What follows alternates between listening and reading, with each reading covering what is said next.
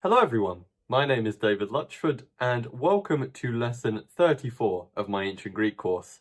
In today's lesson we're going to be talking about prefixes and compound verbs. But before we start talking about those, let's take a look at my virtual sets of shelves. Because if we do that, we shall see that this week Jake Larson has bought me a staggering 10 virtual amphorae. So thank you very much for that, Jake. I really appreciate your incredibly generous support. I had to extend the shelf once again to accommodate a great number of virtual amphorae. In addition, someone bought me 5 virtual amphorae. Thank you very much for that, someone. Roller 52 bought me a virtual amphora. Thank you very much for that, Roller 52. And furthermore, Chu Yang bought me 3 virtual amphorae. And Chu Yang has supported my channel previously by buying virtual amphorae, so Chu Yang, thank you very much for your continued support. But the generous support did not end there, ladies and gentlemen, because this week 3 more people also bought me virtual amphorae. But as you can see, I ran out of space, and so I've had to acquire a new virtual set of shelves, and I've done that here. And now you can see that Gabriel bought me another 5 virtual amphorae. I say another because he previously bought 5 as well. So Gabriel, thank you very much for your continued support. Moreover, Susie also bought me 5 virtual amphorae. Thank you very much for that, Susie. And finally, Ulf also bought me 5 virtual amphorae. So thank you very much for that, Ulf. What an incredible amount of support this week. I really appreciate it, everyone. Thank you so much. It's so encouraging. As are all of your comments and likes and subscriptions. So please make sure you comment, like, subscribe also. If you would like to motivate and encourage me, that is. But let me just say one more thing, and that is a big thank you to everyone who has supported my channel recently and in the past. I really appreciate all of the support, and I now have an incredible collection of virtual amphorae. And if you would like to add to that collection of virtual amphorae, you can do so by going to the link in the description below. Okay, having looked at my wonderful virtual sets of shelves, let us talk about prefixes and compound verbs. And let me start by saying that a prefix is a group of letters that is added to the start of a word. For instance, in English, re is a prefix, and it means back or again. We see it in the words return, recall, reiterate, and many others. I'm sure you can think of plenty of examples. Now that's an English prefix which actually comes from Latin, but Greek prefixes work in the same way. They're groups of letters that can be added to the start of words to make new words. Prefixes can be added to Greek verbs to make new verbs called compound verbs. And this is our focus today. We're looking at prefixes in relation to verbs, but nouns can also have prefixes. Anyway, as I've just said, prefixes can be added to Greek verbs to make new verbs called compound verbs. Now, if we know the meanings of these prefixes, then we can easily predict the meanings of some compound verbs, although many compound verbs, unfortunately, have far less predictable meanings, which is a shame. But it is true that some compound verbs, if you know the basic meanings of the prefix and you know the meaning or meanings of the root verb, you can work out the meaning of the compound. But that's not usually the case in my experience of Greek. Oftentimes, the prefix will change the verb's meaning in a way that you cannot easily predict. And so you can look up compound verbs in a dictionary and find their meanings there. But let's now look at 3 common prefixes with examples of compound verbs formed using those prefixes. The first is apo. Now you've seen apo as a preposition governing the genitive. When it's a preposition governing the genitive, it means away from or from. But it can also serve as a prefix, and this is very common. Many prefixes are in fact also Greek prepositions. And there is overlap in terms of their meanings. If you know the meanings of the prepositions, then you should know at least some of the meanings of the prefixes, but the prefixes can have other and more important meanings that aren't found in the prepositions, and we shall see an example of that in a little while. But for now though, let me say that the prefix apo means away from or from, as it does as a preposition, but it can also mean off, and it can mean back, again, or it can simply emphasize the verb's meaning. That is, it can emphasize the meaning of the verb that it's added onto. So although the first couple of meanings are found with the preposition apo, the others are not, and we have to learn those separately if we want to be able to predict a verb's meaning when apo is added to the start of it as a prefix. Let's look at some examples now. The verb apobainor is a compound verb formed from the verb bainor, the verb to go, and the prefix apo. Now, apo as a prefix can mean any of these things, but here the first two meanings are being employed, and therefore apobainor means to go away, because we've got bainor, the verb to go, and apo meaning away. And if the Greeks wanted to state what something was going away from, then they would use a prepositional phrase with apo plus the genitive. So apo would be repeated. It would appear at the start of the verb as a prefix, but then also as a preposition in the sentence, in a prepositional phrase, specifying the thing that something's going away from. Anyway, we can predict the meaning of apobainor by knowing the meaning of the prefix and the meaning of the root verb. Let's look at a second verb. Here we have apodidormi. Now, apodidormi is a compound of apo and the verb didormi. Didormi is the only me verb that we've properly met so far, and it's the verb to give. So we know didormi means give, and apo can mean any of these things. Here, the meaning back is being employed. So apodidormi means to give back. Now, you can see that the meanings are somewhat predictable some of the time, but you do usually need to use a dictionary if you haven't met the verb before to check the meaning of a compound verb, because sometimes it can change quite unpredictably.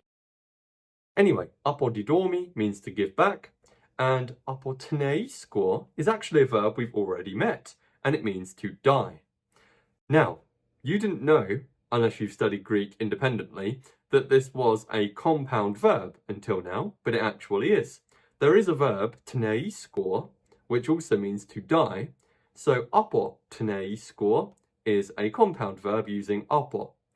Here, apo is simply emphasizing the meaning that the verb already has.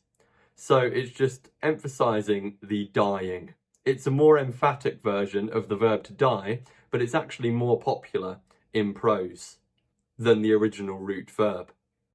So those are three examples of compound verbs created using apo in combination with a root verb. Now, let's look at a second prefix. Here we have the prefix meta. We met meta as a preposition, and there we learned that when it governs the accusative, it means after, and when it governs the genitive, it means with, as in company with someone or a group of people. As a prefix, it can indicate change, it can mean a share of, it can mean with, or it can mean after. So we do see the prepositional meanings here, but we also see change, which we don't see amongst the meanings of the preposition meta, And we also see this idea of a share of. And these are the two most important meanings of the preposition meta. Let's look at some examples. Here is the verb metaballo. Now, ballo is the verb to throw, and meta typically denotes change when it's used as a prefix. So, we've got throw and change. That doesn't really enable us to get to the meaning of this verb, because the actual meaning doesn't have anything to do with throwing. That's kind of lost. But the literal meaning is throw and change something, essentially.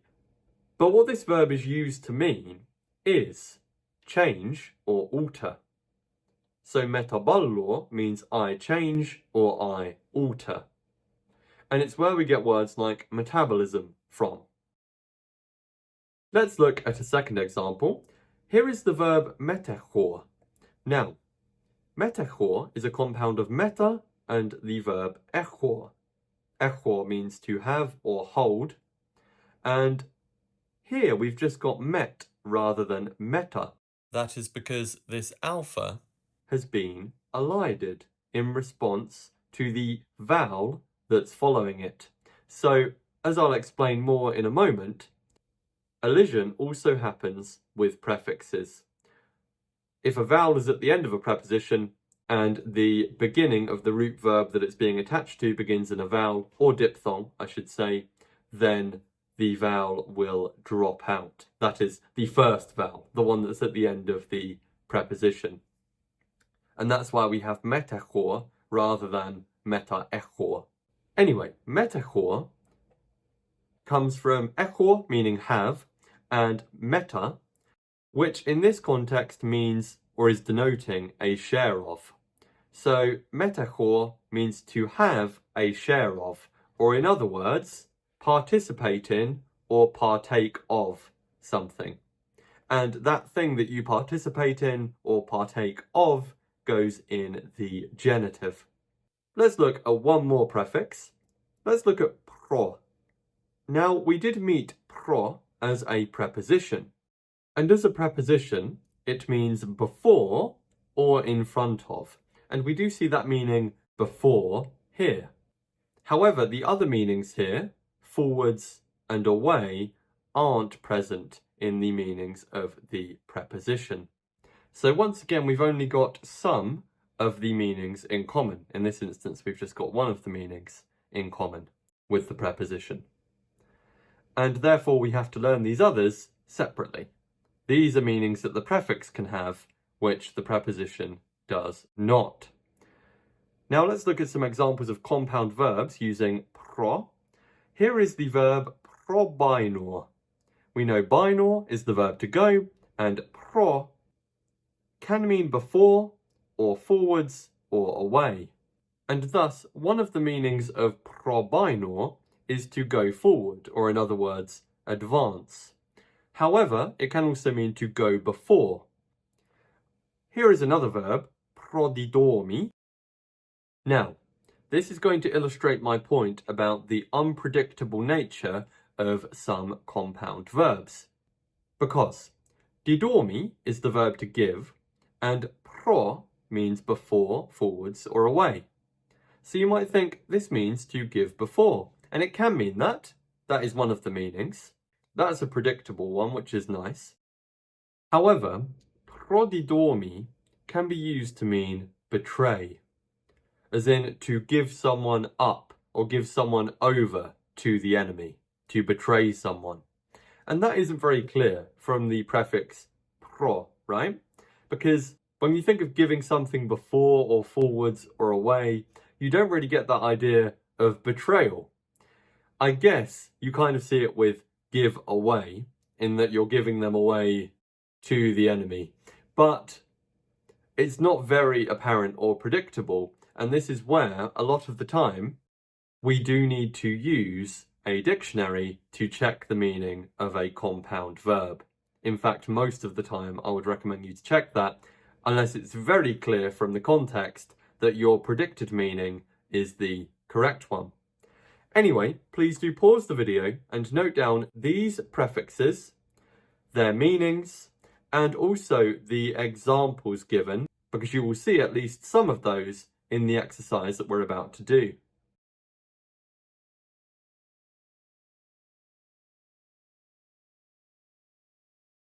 Before we go on to the exercise, there's just one more point I have to make, and that is about elision and aspiration spreading with prefixes. Elision occurs with prefixes as it does with prepositions. The only difference is, when it happens with a prefix, there's no apostrophe in the place of the elided vowel, because you're not going to have an apostrophe in the middle of a word in Greek. So, let's look at an illustration. Echo means have, meta means a share of in this instance. Meta plus echo makes meta echo, and this alpha, which is at the end of one word, or in this instance prefix, is being directly followed by a vowel, and so it's going to drop out, but we're not going to put an apostrophe there because we're not going to have an apostrophe in the middle of a word. So we just get metecho, meaning to have a share of, participate in, or partake of. And we did see that example on the last slide. Likewise, aspiration similarly spreads where possible. In the last lesson on elision, we learned about how aspiration in Greek spreads where it can, and we saw that with aspiration spreading when an elided word has a pi or a tau at the end and the next word begins in a vowel or a diphthong with a rough breathing. It happens here as well, in that if you have a prefix and that prefix is elided in response to the root verb beginning in a vowel or diphthong, if that prefix leaves a pi or a tau at the end and the root verb begins in a vowel or diphthong with a rough breathing, then the aspiration will spread and the pi or tau will become phi or theta, respectively, in the compound verb. Let's have a look at an illustration here.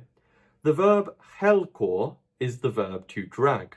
We haven't met it before now, but it is an important Greek verb, the verb to drag. Now, if we take apo, meaning away or away from, in this instance, and we add it to helkor, then we get apo helkor. Now, you wouldn't see that as an actual Greek word because you're not going to have a breathing in the middle of a Greek word like that. I've just left it there to show you that the aspiration is still there at the start of helkor. So that's what you would get in the first stage of this, apo helkor. But we know that this omicron is going to be elided since this following word that it's been attached to begins in a vowel. And that gives us up helkor. But I've almost just said it in the final form. This is where, elision and so forth just reflect what would have happened in speech, because this rough breathing, this aspiration, is going to spread onto the pi, which is capable of becoming aspirated as phi, and that will therefore give us up helkor. You can see that there's now no longer any breathing over the epsilon because you're not going to have a breathing in the middle of a word, but we do still see the aspiration that was there in the form of phi, which is an aspirated consonant. So we've got up helkor, meaning to drag away. Please do pause the video, note down the points on the screen, and note down the meaning of up helkor as well, because we shall see it in the exercise.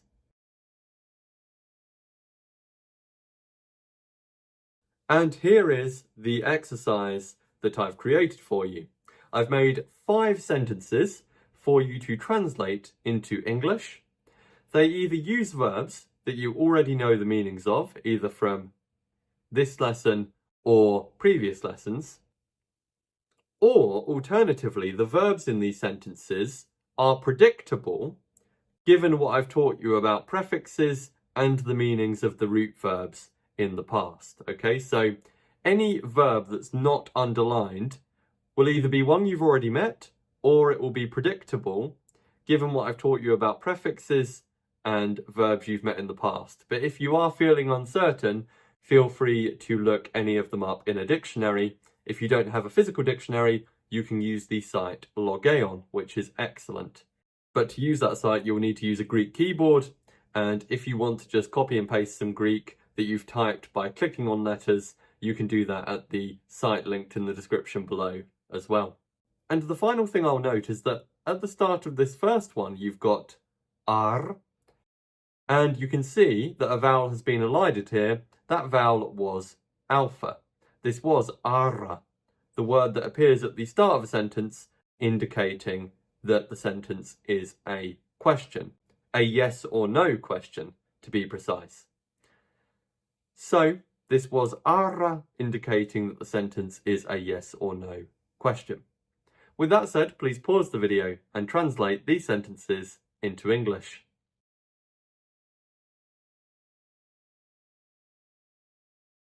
Okay, the first one is ar hoiretores tus nomus tes poleos metabalusin. You should have translated this one as, are the politicians changing the laws of the city? Or alternatively, do the politicians change the laws of the city? We know that it means this because ara indicates that it's a yes or no question. The alpha was elided in response to the next word. I was going to say beginning in, but the next word, the form of the definite article, is as a whole a diphthong here with a rough breathing. So the fact that a diphthong follows it means that the alpha's dropped out. So we've got a yes or no question. Then we've got hoi rhetores. This means the politicians or the orators, and it's in the nominative plural. We know that from the form of the definite article and from the ending of the noun, added onto the oblique stem. Then we have tus nomus. These are the laws or the customs in the accusative plural. This is also a very important Greek word. A nomos is a law or a custom. Now, we've got the laws or the customs in the accusative plural, so they must be the direct object. We know the politicians or the orators are doing the action, or the public speakers, you could say. And then we have tes poleos. This is the city in the genitive singular. So this must mean of the city. And it's just a plain deployment of the genitive. And so it will be going with the nomus here. Since it follows it, for now we can assume that it's going with nomus. And so these must be the laws or the customs of the city. And then at the end we have the verb metabalusin. Now, metaballo means to change or alter. We saw it earlier. It's a compound verb from meta, denoting change, and ballo, meaning throw. So literally it means to throw and change, but it's used to mean to change or alter. And so literally, this sentence is it the case that the politicians change or are changing the laws of the city? But in English, we don't want to say, is it the case that? We can word it more naturally by either saying, are the politicians changing the laws of the city? Or do the politicians change the laws of the city? Now, those two translations are different because one takes this present tense verb to be are changing. The other takes it to mean change. Present tense verbs can either mean does that thing or is doing that thing. Which of those you would choose would depend upon the context. Number 2 is hoist ratiotai prochorousin. You should have translated this one as the soldiers are coming forward or the soldiers are advancing. We know that it means this because we have hoist ratiotai, the soldiers, in the nominative plural, and then we have prochorousin. Now, this is a form of the verb prochoreor. We know that choreor is the verb to come or to go, so you could have said are going forward rather than are coming forward. And pro often means forward when it's used as a prefix. So you should have put the soldiers are coming forward, or the soldiers are going forward, or the soldiers are advancing. You could have predicted this one given what you know about choreor and the prefix pro. But if you looked it up to make sure, that is absolutely fine also.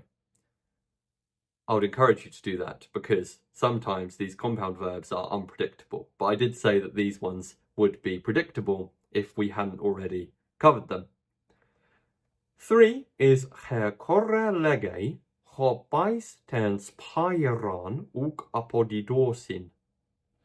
Now, this sentence actually used direct speech. We had some speech being quoted here, and you should have translated this sentence as, the girl says the boy is not giving the ball back. Or the girl is saying the boy is not giving the ball back. We know that it means this because at the start we have herkorrelege. This is the girl says. The girl's in the nominative singular, and lege means he, she, or it says. And then we have a quote with what she says. We've got some direct speech. Hopais is the boy or the child in the nominative singular. We can say the boy because it's masculine. And then we have ten spairan. Spaira means ball, it's a 1B noun. Here it's in the accusative singular, so it's the direct object. Then we have uk apodidosin. Uk is not, and apodidosin is he, she, or it gives back. We met apodidomi earlier in the lesson, a compound of apo and didomi. The ending orsin is the third person singular ending for didomi. It's the he, she, or it present tense indicative active ending. So, the girl says the boy is not giving the ball back.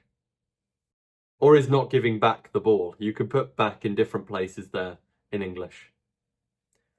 Number 4 is metachetes heurtes. Now, you should have translated this one as, are you participating in the festival? Or do you participate in the festival? Or do you take part in the festival?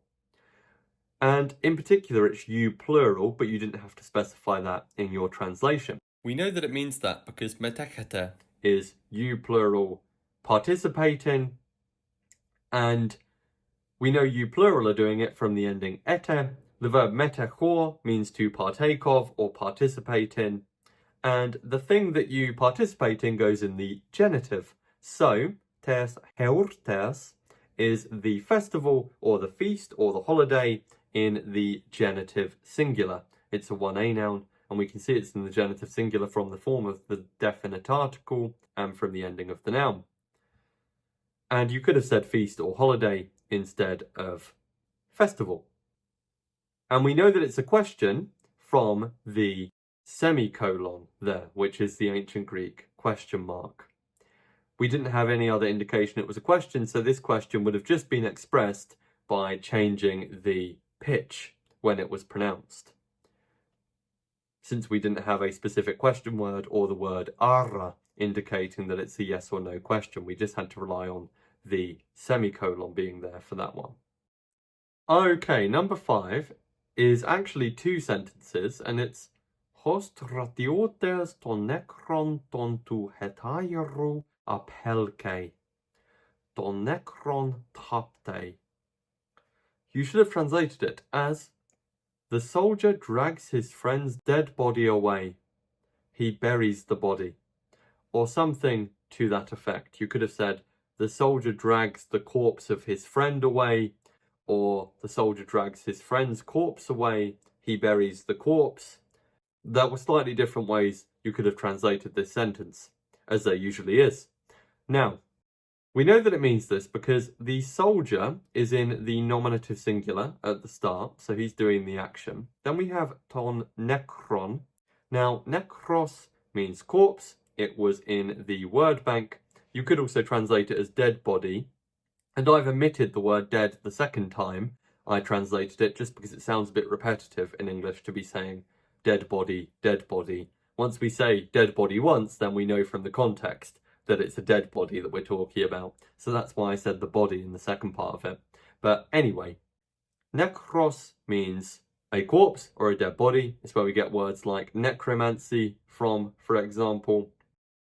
So we've got the soldier in the nominative singular. We've got the corpse as the direct object. And then we have the repeated definite article here, telling us something more about this corpse, namely that it is the corpse tu hetairo.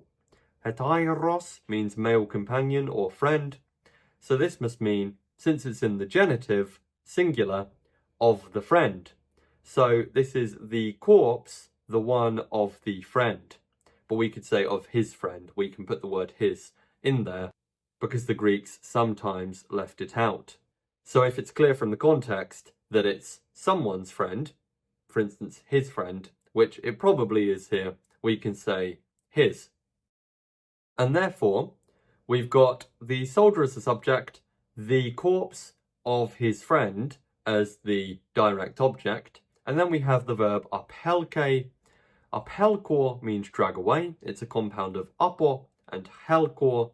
Here it ends in a because he, she, or it is doing it, namely the soldier. So the soldier drags away the corpse or dead body, literally of the friend, but we would say of his friend probably.